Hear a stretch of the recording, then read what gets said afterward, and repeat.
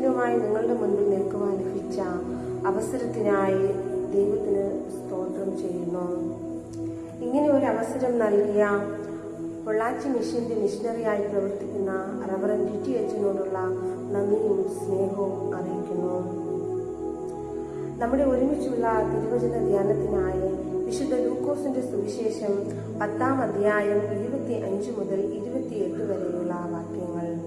അതിൽ 28-ാം വാക്യം വായിക്കുന്നു. അവൻ അവനോട്, നീ പറഞ്ഞ ഉത്തരം ശരി, അങ്ങനെ ചെയ്യുക, എന്നാൽ നീ ജീവിക്കും എന്ന് പറഞ്ഞു. ഒരു നിമിഷം പ്രാർത്ഥിക്കാം. തിരുവചനത്തിലൂടെ ഞങ്ങളെ ദിനംതോറും നടത്തുന്നതായ നല്ല കർത്താവേ, അനുഗ്രഹീതമായ ഒരു ദിവസത്തിനായി സ്തോത്രം. വചനം കേട്ട് ദൈവമേ, ഞങ്ങളുടെ ജീവിതത്തിൽ പ്രാവർത്തികമാക്കുവാൻ നീ ഞങ്ങളെ സഹായിക്കണമേ എന്ന് പ്രാർത്ഥിക്കുന്നു. പ്രാർത്ഥനയെല്ലാം കേട്ടിരിക്കുന്ന കൃപകൾക്കായി സ്തോത്രം. സകലവും യേശു നാമത്തിൽ തന്നെ, ആമേൻ. 1933 മാർത്തോമ യുവജന സഖ്യം എന്ന പ്രസ്ഥാനം ആരംഭിച്ചത്.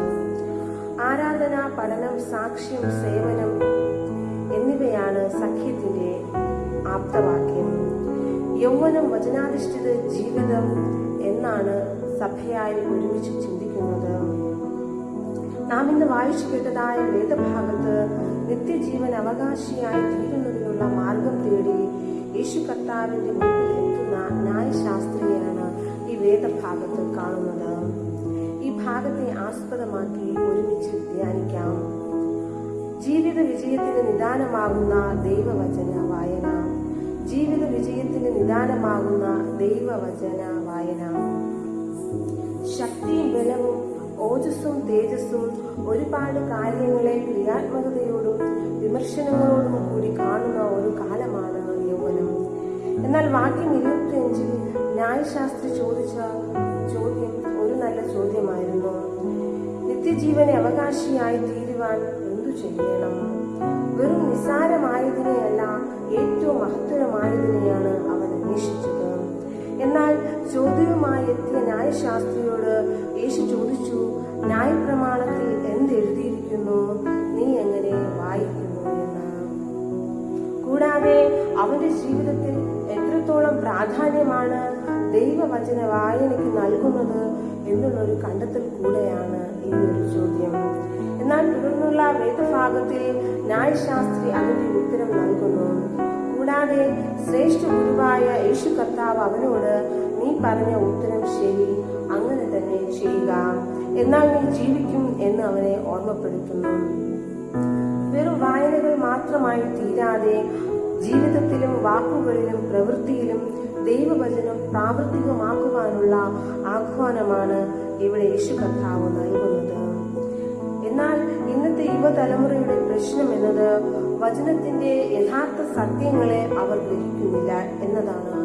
അതുകൊണ്ട് തന്നെ അവർ ഒരു ലക്ഷ്യവുമില്ലാതെ മദ്യത്തിനും മയക്കുമരുന്നിനുമെല്ലാം അടിമകളായി മാറുന്നു. അറിവും ജ്ഞാനവുമുണ്ട്, എന്നാൽ ജീവിത മൂല്യങ്ങൾ നഷ്ടപ്പെടുന്നു. ദൈവത്തിൽ നിന്നും ദൈവവചനത്തിൽ നിന്നും ദൈവഭക്തിയിൽ നിന്നും അകലുമ്പോഴാണ് ഇപ്രകാരം സംഭവിക്കുന്നത്. എന്നാൽ തിരുവചനം വീണ്ടും നമ്മെ ഓർമ്മപ്പെടുത്തുന്നു, ആരും നിന്റെ യൗവനം തുച്ഛീകരിക്കരുത്. വാക്കിലും നടപ്പിലും സ്നേഹത്തിലും വിശ്വാസത്തിലും നിർമ്മലതയിലും വിശ്വാസികൾക്ക് മാതൃകയായിരിക്കുക എന്നാണ് 1 തീമോഥെയോസ് 4-ാം അധ്യായം അതിന്റെ 12-ാം വാക്യത്തിൽ രേഖപ്പെടുത്തുന്നത്. നമ്മുടെ ജീവിതവും വാക്കുകളും ഒരുപോലെ ആയിരിക്കണമെന്നാണ് യേശു കർത്താവ് ഇവിടെ ചൂണ്ടിക്കാണിക്കുന്നത്. അതുകൊണ്ടാണ് ന്യായശാസ്ത്രിയോട് യേശു കർത്താവ് പറയുന്നത്, നീ അങ്ങനെ തന്നെ ചെയ്യുക എന്ന്. ദൈവത്തോടൊപ്പം ജീവിക്കുമ്പോൾ മാത്രമാണ് ജീവിതം അനുഗ്രഹപൂർണമായി തീരുന്നത്. ഒരു കഥ ഇപ്രകാരമുണ്ട്.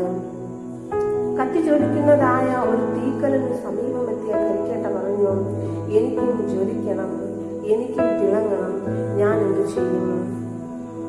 തീക്കനൽ പറഞ്ഞു, നീ ആഗ്രഹിച്ചത് കൊണ്ട് മാത്രമായില്ല, അകന്നു നിൽക്കാതെ എന്റെ അടുത്ത് വരിക, ഞാൻ നിന്നെ വാരി പുണരാം, നിന്നെ തൊട്ട് പൊന്നാക്കാം എന്ന് പറഞ്ഞു. എന്നാൽ കരിക്കേട്ട പറഞ്ഞു, അയ്യോ വേണ്ട, എനിക്ക് പൊള്ളും നോവും. അങ്ങനെ പൊള്ളി പൊന്നാകണ്ട. തീക്കനൽ പറഞ്ഞു, എങ്കിൽ തീക്കനലായി തന്നെ തുടരുക. നിനക്ക് തീക്കനലാകുവാൻ യോഗ്യതയില്ല. ദൈവത്തോടും ദൈവവചനത്തോടും കൂടെ ചേരുമ്പോൾ മാത്രമാണ് നമ്മുടെ ജീവിതം തിളങ്ങുന്ന പൊന്നാകുന്നത്. ആയതിനാൽ ദൈവവചനത്തിൽ അധിഷ്ഠിതമായൊരു ജീവിതം രൂപപ്പെടുത്തിയെടുക്കുവാൻ നമുക്ക് സാധിക്കണം. വചനം ഉൾക്കൊള്ളുന്ന ഓരോ വ്യക്തിയും ഒരു മനുഷ്യനായി തീരുന്നു എന്നാണ് വചനം നമ്മെ ഓർമ്മപ്പെടുത്തുന്നത്. ഈ ലോകത്തിന്റെ മായാവലയങ്ങളിൽ അകപ്പെടാതെ നമുക്ക് ആ ഇരുകരങ്ങൾ ക്രൂശിൽ വരിച്ച യേശുവിനെ നോക്കി ജീവിക്കാം. അങ്ങനെ യൗവന കാലഘട്ടം അനുഗ്രഹപ്രദമായി ജീവിക്കുന്നതിന് ദൈവം നമ്മളെ സഹായിക്കുമാറാകട്ടെ.